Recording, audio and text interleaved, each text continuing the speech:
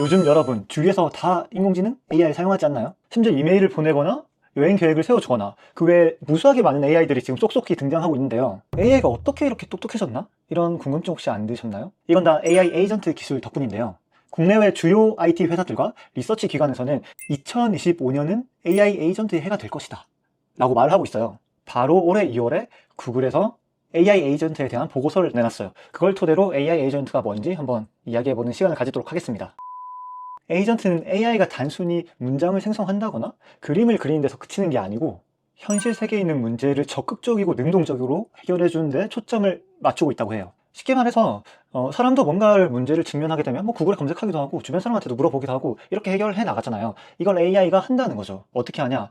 바로 외부의 도구들을 적극적으로 활용해서 문제를 해결해 나가는 거예요. 그러면서 계속 그 사고와 생각을 반복하고요. 그럼 예를 들어서 여러분들 이제 휴가철이니까 항공권 많이 찾아보고 계시잖아요. 사람이 항공권을 예매를 할 때 가격 비교 사이트에 검색을 해서 최저가를 찾고 나의 상황에 맞는 옵션을 선택을 해서 구매를 하잖아요. 이거를 AI도 똑같이 외부에 있는 API, 항공권에 대한 API를 통해서 획득한 다음에 예매까지 하게끔 AI 에이전트가 도와준다는 거죠. 다시 말하자면 AI 에이전트는 단순히 정보만 주는 게 아니고 스스로 실제 작업까지 완수해 줍니다. 이게 포인트죠.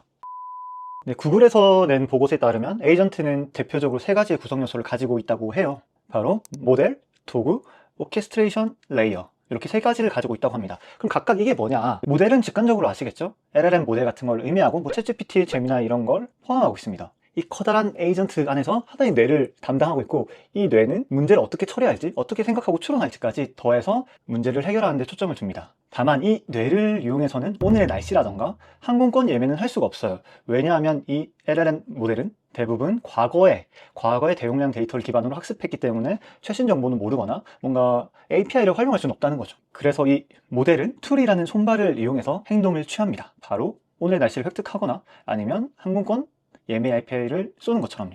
네, 그럼 이 툴, 도구에 대해서도 알아보도록 해야겠죠? 도구는 간단하게 말하면 외부 세계와 연결을 시켜주는 하나의 통로라고 생각하시면 될 것 같아요. 모델에 해당했던 뇌는 과거의 데이터만 가지고 있고 이거를 좀 더 현실 세계인 지금이나 아니면 뭔가 도구들을 써야 하게끔 만드는 것들이 툴이죠. 예를 들어서 AI가 현재 날씨를 알고 싶다면은 날씨 API를 통해서 실시간 정보를 가지고 올 수도 있고 아까 말한 대로 비행기 항공권 API를 사용해서 예매도 할 수가 있는 거죠. 그리고 도구는 크게 세 가지로 나뉜다고 해요.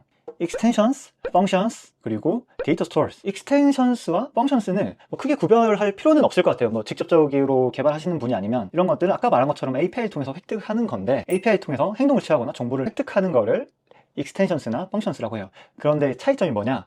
extensions는 LLM이 직접 API를 호출하는 구조이고 functions는 LLM이 직접 호출하는 건 아니고 이거를 앞에 있는 클라이언트가 호출하게끔 하는 거죠. 네, functions는 주로 보안이나 시스템 이슈로 LLM이 직접 호출하기 힘든 경우에 사용한다고 합니다. 그래서 이 extensions나 functions를 이용하게 되면은 항공권을 예매할 수 있거나 날씨 정보를 획득할 수 있죠. 뭐 더 나아가서 이체도 하고 관리금도 내고 뭐 다 할 수 있지 않을까요?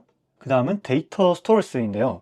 이거는 여러분들이 많이 경험을 해보셨을 것 같아요. 퍼플렉시티나 챗 GPT에서 검색 기능 사용해 보셨나요? 그러면 최신 정보를 토대로 우리한테 답변을 해주잖아요. 이런 거를 데이터 스토어스라고 하고 RAG 기법도 여기에 한 부분인 거죠. 최신 정보라고 하면 웹사이트에 있는 뉴스나 블로그 이런 것들도 활용할 수 있고 논문들도 활용할 수 있겠죠. 네, 그리고 마지막으로는 오케스트레이션 레이어입니다. 이 레이어에서는 AI가 생각하고 추론하고 그리고 행동을 하는 모든 과정들을 관리하고 있어요. AI가 하나의 작업을 끝내면 이걸 또 다음으로 계속 처리할 수 있게 반복적으로 도움을 주는 거죠. 마치 오케스트라의 지휘자처럼 모든 과정이 원활하게 잘 돌아가게끔 지휘하는 역할을 하고 있습니다. 이 오케스트레이션 레이어에서는 조금 더 좋은 양질의 답변을 만들고 잘 생각한 걸 잘 써먹을 수 있게 그런 기법들이 많이 존재를 하는데요. 네, 구글 보고서에서는 총 3가지의 기법을 오케스트레이션에서 사용한다고 말하고 있습니다. 가장 대표적인 기법들이죠. 먼저 리액트, 그 다음 생각의 사슬, 그 다음 생각의 나무입니다. 각각 하나씩 소개해 드릴 텐데 이 리액트에 대한 소개가 다른 것들에 비해서 길게 작성돼 있으니까 여러분들도 리액트에 조금 더 관심을 가지고 들으시면 더 도움이 될 것 같아요. 자, 리액트란 뭐냐? 당연히 대문자 A는 오타가 아니고요. 리즈닝과 액션의 합성어예요. AI가 질문을 받으면 리즈닝, 생각을 하고 그 다음에 액션, 행동을 한다는 거죠.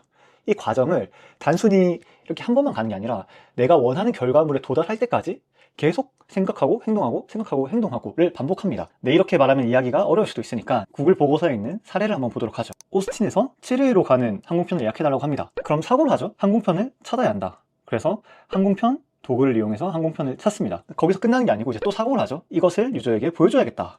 네, 이렇게 계속해서 LLM이 생각하고 행동을 하면서 문제를 해결해 나가는 것. 네, 생각의 사슬도 앞서 본 리액트와 비슷한 방식이긴 한데요. 리액트는 LLM이 계속해서 사고하고 행동을 했다고 하면은, 네, 생각의 사슬은 프롬프트를 입력할 때 단계적으로 차근차근 생각해서 말해줘, 이렇게 사용을 하는 거죠. 그리고 생각의 나무 기법은 한 가지 해결책만 가지는 게 아니라 나무의 브랜치처럼 쫙쫙 펼쳐져서 다양한 해결책을 제시한 다음에 그거를 모아서 결론적으로 답변을 주는 기법이죠. 네, 이런 기법들을 활용해서 에이전트가 사람과 비슷한 발상과 사고, 추론을 할 수 있게 되는 거죠. AI 에이전트 기술은 단순히 사람에게 정보만 주는 게 아니라 사람이 가지고 있는, 사용자가 가지고 있는 문제를 해결해주는 수준까지 도달을 했습니다. 이미 많은 분야에서 적용을 하고 시도를 하고 있기 때문에 우리의 삶의 질이 크게 개선되지 않을까요? 그리고 더 나아가서 하나의 에이전트가 아니라 여러 개의 에이전트가 서로 상호작용하는 시대까지 미래를 보고 있다고 해요. 네, 이렇게 급변하는 AI 시대에서 살아남기 위해서 이렇게 끝까지 영상 봐주신 거 감사하고요. 그러면 또 좋은 주제로